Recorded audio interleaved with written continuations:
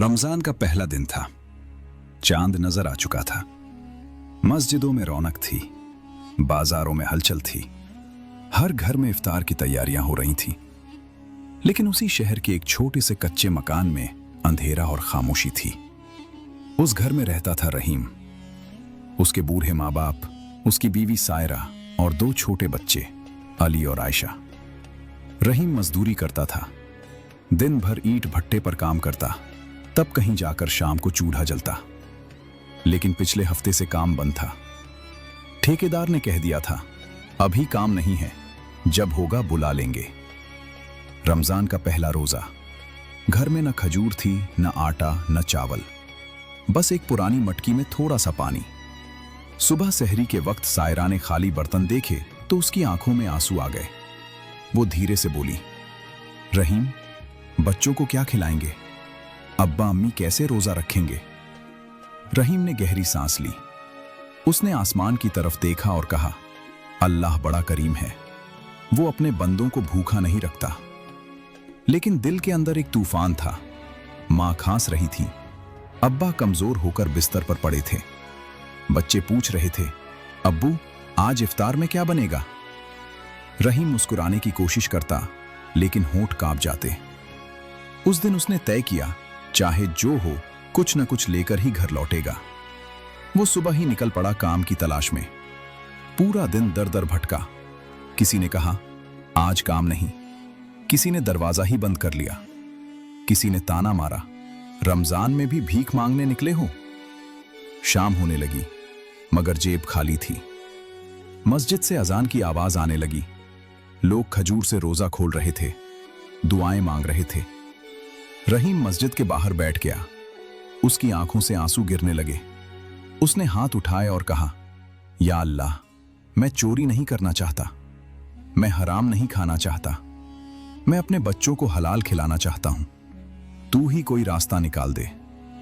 उसकी आवाज कांप रही थी। उसी वक्त एक बुजुर्ग आदमी मस्जिद से बाहर निकले। उन्होंने रहीम को रोते देखा। पास आकर पूछा, बेटा क्यों रो रहे हो? रहीम ने पहले छुपाने की कोशिश की, लेकिन फिर सब बता दिया। घर की हालत, बूढ़े माँ बाप, भूखे बच्चे। बुजुर्ग ने कुछ नहीं कहा, बस उसका हाथ पकड़ा और बोले, चलो मेरे साथ। वो उसे अपने घर ले गए। वहां ढेर सारा राशन रखा था, आटा, चावल, दाल, तेल, खजूर। उन्होंने कहा, यह सब अल्लाह का दिया हुआ है, आज ये तुम्हारे घर जाएगा। रहीम हैरान रह गया। उसने कहा, चाचा, मैं कैसे ये सब ले लूं? मैं लौटा नहीं पाऊंगा। बुजुर्ग मुस्कुराए, अल्लाह को लौटा देना, किसी और गरीब की मदद करके। रहीम की आंखों से आंसू बह निकले। उसने थैला उठाया और भागता हुआ घर पहुंचा। घर का दरवाजा खोला तो बच्चे उदास बैठे थे। सायरा चुपचाप कोने में बैठी थी। मां तस्बीह पढ़ रही थी। रहीम ने जैसे ही राशन सामने रखा, सबकी आंखें फैल गईं। सायरा रो पड़ी। मां ने हाथ उठाकर दुआ दी, या अल्लाह, जिसने भेजा है उसे दोगुना अता फरमा। उस दिन उस घर में इफ्तार हुआ। खजूर भी थी, रोटी भी थी, दाल भी थी, और सबसे बढ़कर उम्मीद थी।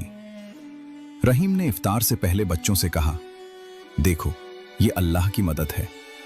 जब इंसान सब्र करता है, हराम से बचता है, तो अल्लाह उसके लिए ऐसे दरवाजे खोल देता है जहां से उसे गुमान भी नहीं होता।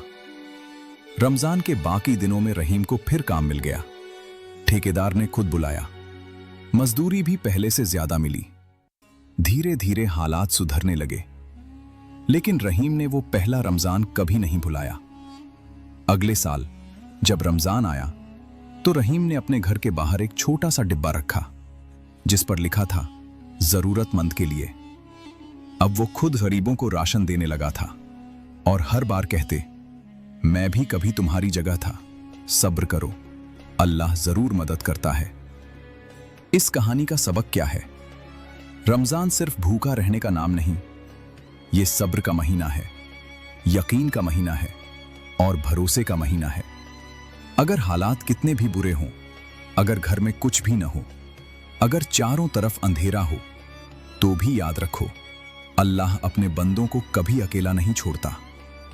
बस शर्त यह है कि इंसान हराम रास्ता न चुने, सब्र करे और दिल से दुआ करे। क्योंकि जब बंदा सच्चे दिल से पुकारता है तो आसमान के दरवाजे खुल जाते हैं और मदद वहां से आती है जहां से इंसान सोच भी नहीं सकता। मुझे यकीन है कि अल्लाह इस रमजान मुझे भी मायूस नहीं करेगा। मेरे 1000 सब्सक्राइबर पूरे हो जाएंगे।